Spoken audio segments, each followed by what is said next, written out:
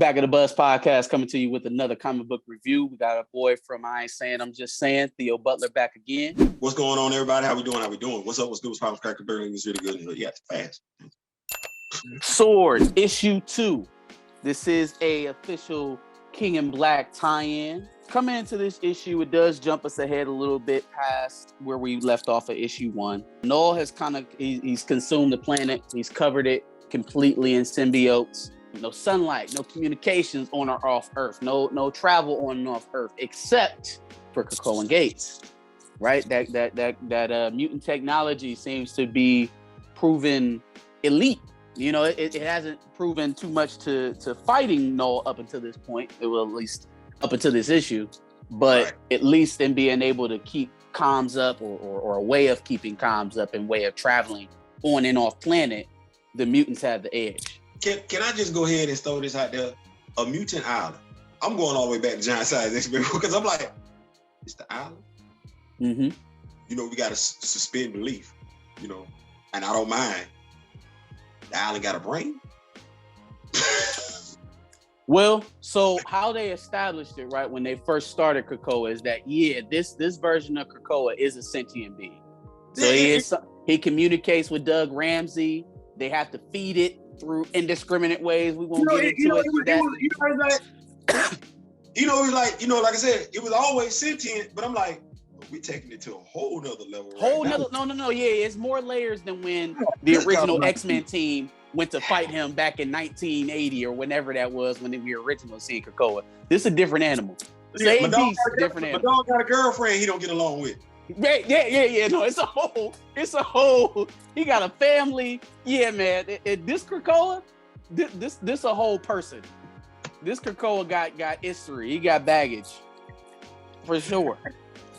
I can't wait till we get further along in the issues to talk to our readers about just how deep Krakoa is. Like, Krakoa not playing with y'all. He's not playing. Y'all better remember.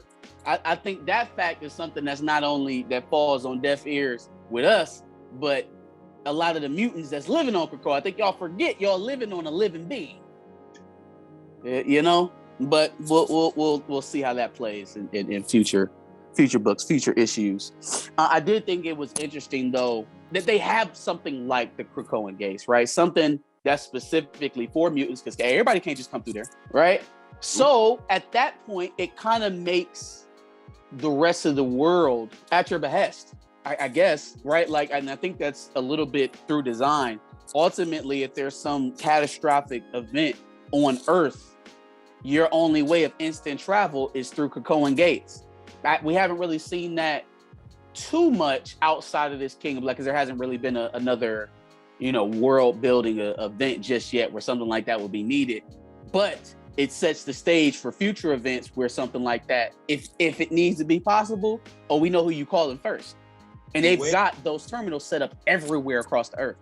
The way they set, if we go back, looking at Al Ewing, if we go back and we look at how the X-Men have currently been set up, House of X and things like that, even the villains that they're introducing to take on the X-Men, if we're thinking about it, you're not equipped.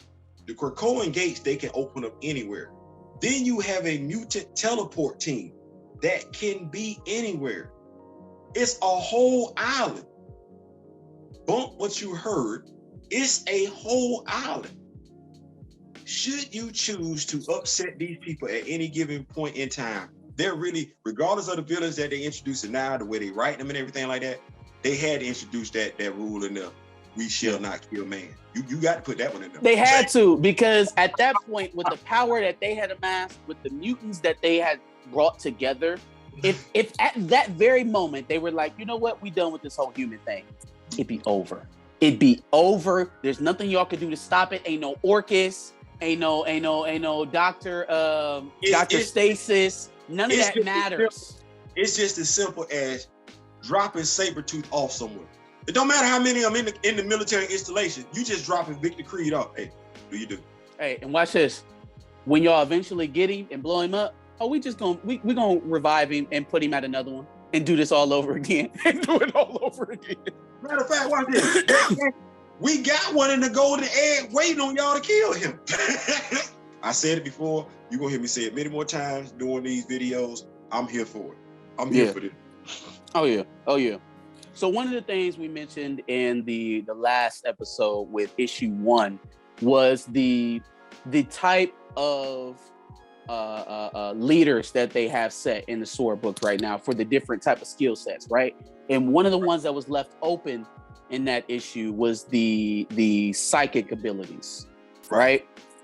And so in this issue directly, right, at this point, Dr. Xavier, Jean Grey, Cable has been taken over by Null, right? He's been possessed by a symbiote. Rachel Summers, all of them, most of the high-level telepaths are incapacitated.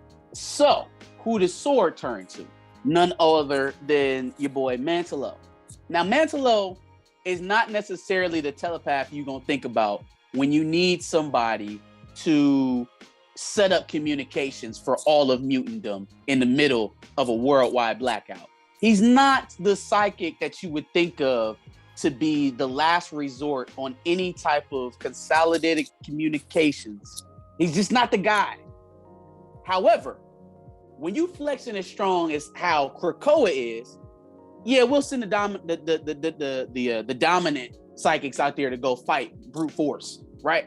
We could just have somebody like Mentallo in our back pocket to pull out to do the things that we need to do on the back end. That's how deep. That's like football, right? How can you have a wide receiver like Jameson Williams transfer to Alabama and still have 3 NFL wide receivers on your roster? That's what we're talking about here, basically. Fact that he's sitting there, she got him. They both know what the lick read. That's the whole thing. They both know. He know why he there. She know why he there. He know why she got him there. She know why. It's no pretenses. They understand each other fully well, which is good. If you got a character like Mentallo on the team, there should be no, the same way they're treating Fabian Cortez. There's no false expectations here. I know who you are at the end of the day. I think there is a difference between Mentallo and Fabian Cortez, though, right? Because she plainly tells Mentallo, you here because you the best I got. Right. You're here because you're the best available. I ain't gonna bullshit you. Right. Fabian, it seems like she's giving him just enough attention to keep him docile. Almost as like she's just biding time. Right. Maybe I'm giving because I think there's a conference with, as a matter of fact, on the page, she said, change my mind, launchpad, 2 minutes, you got a mission. I think she views Mentallo and Fabian Cortez pretty much the same way as a leader does. She's like, okay, I got to baby you over here because of what you can do. But you over here, nah, I got something else over you. Because it's almost like she's holding something else over Mentallo. She knows he can only be bought with so much money. She know he's not loyal to anybody. So, I like the 2 panels. Great panel, him sitting on the toilet.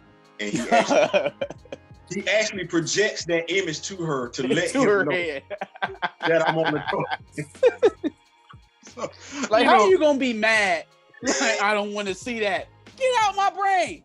Yeah. So it's like, it's one of the things where it's nice. I'm just feeling like, hey, you know why you here. Shut up and do what I told you. As long as you do what I tell you, you're going to be good. Because they even allude to it, and we'll look at it later on in issue 2 and everything like that. Well, she got something over him. So, like I said, the conversation, keeping the characters, their characterizations in place, I'm loving it. Abigail Brand is Abigail Brand, and he's Mentallo. No, they not confusing it.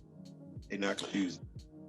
Biggest part of this issue to me was the overall plan for Abigail Brand and what she felt like her role in this whole fiasco was, right? The Earth is under attack. It's literally being bled dry of its energy, of its power. But Abigail Brand's responsibility, or her thought process, is get the 5. Get the 5. Get the 5, protect the 5, make sure that they are moved from Arbor Magna to the S.W.O.R.D station. Because from her perspective, and even from the perspective of trying to protect Soul, protecting the mutants is what's in the best interest of Soul. And protecting the mutants does not necessarily mean saving the Earth. And yeah, you can lose Earth and still potentially perpetuate mutants and thereby protecting Soul. And here's why I'm not mad at that. You protect the 5, you can always regrow the mutant population.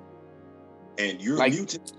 She's a mutant alien hybrid. She's not a mutant human. She's a mutant alien hybrid. So her loyalties to aliens, to mutants. Get the 5 off the planet. Anybody that died as a result of Null, you can bring them back. So yeah, from a military strategic standpoint, I get that all day. I'm not mad at that. Go in. Hey, everybody else is expendable except them 5. So yeah. I'm now here's my question with that. Mm-hmm. I know I set up a through line to how she could serve both interests, to Soul and the mutants.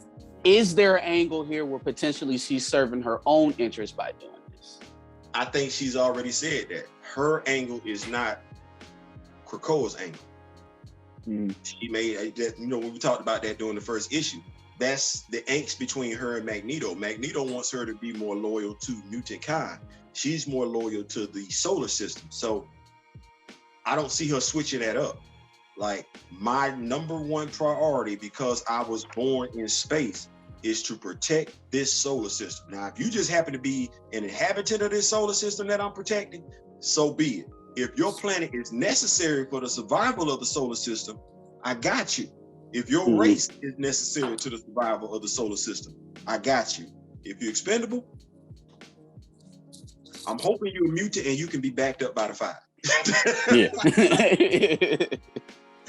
So yeah, I'm thinking, that's what I'm taking from it. Her primary concern is the solar system. Anything else is just a byproduct of inhabiting said solar system.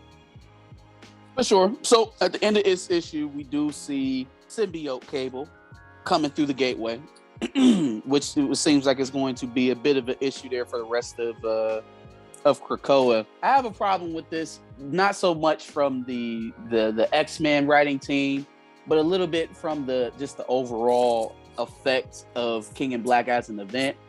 I don't feel like it was very well executed. It's just wait! Don't do that, Marcus. Don't do that. Don't get to the end just yet, man.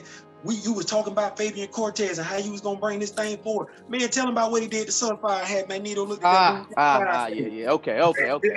We'll give him some of the actions for sure. So Fabian Cortez, Magneto, it looks like Sunspot, Frenzy, and Payback. All are fighting a Null Dragon. And Fabian Cortez soups up Sunspot to a OD level, to a point where he's able to explode right through the Null Dragon with the help of Magneto also fighting. I think Magneto is adding to his legend a little bit in this fight too. He already has the epic fight with the Empire attacks. Right. He's got they fought the Amenth-Ord as they were trying to break through to Krakoa a little bit, and then now he's got the thing with the Null Dragons. He's quickly becoming not as if he wasn't already an X-Men legend, but he's putting up numbers. Now let's talk about Fabian Cortez, because we alluded to how his powers are addicted. If you look at these panels, how they play out, Sunspot just got his head handed to him by the Null Dragon. But dog laying on the ground, he broke up and everything. Like he laying on the ground, hey, man, listen, I'm gonna be all right, just give me a few minutes. Nah, he broke up, arm broke up and everything. Fabian Cortez laid hands on him. Now, if you trying to figure out how his powers operate, not only did he get his dude a power boost, he healed him, which is what got Magneto addicted to his powers during the Acolyte storyline. Magneto, the X-Men put hands on Magneto in that storyline. They did. And Professor Xavier's like, oh, you that's how you treat Logan? He put hands on it, had Magneto laying up looking like a vegetable for like a couple of months, just sitting in a chair. Fabian Cortez had to pay this man some business. Magneto sitting up there, y'all talking about y'all vegan. Magneto sitting up in the chair looking like a live vegetable. So Fabian Cortez, man, to heal him physically, then soup him up to run through a Null Dragon, and then kind of like, yeah, look at me work, look at what I do. When he put the shades on, he admires his own work. Then we get to see Mentallo show up with his tank. A tank I never knew about to this issue. I'm gonna go ahead and say I didn't know that's what his baby was. Yeah, let's just assume that has something to do with Krakoa.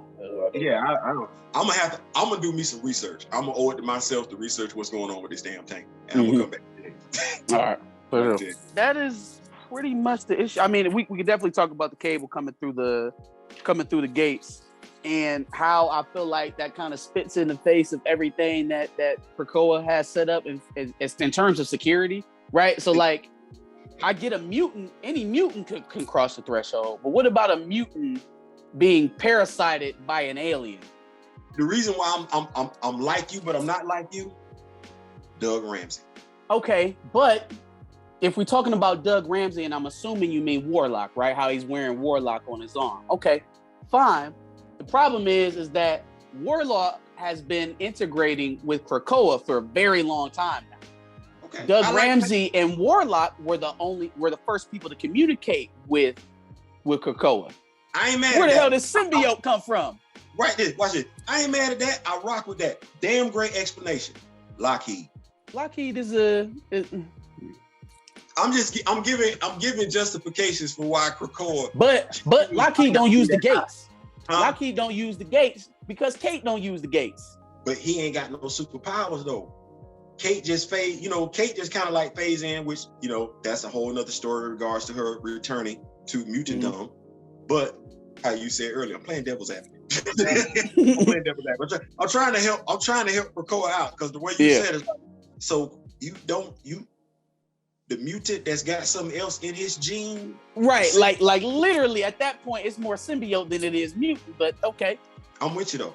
I was trying, listen, I tried.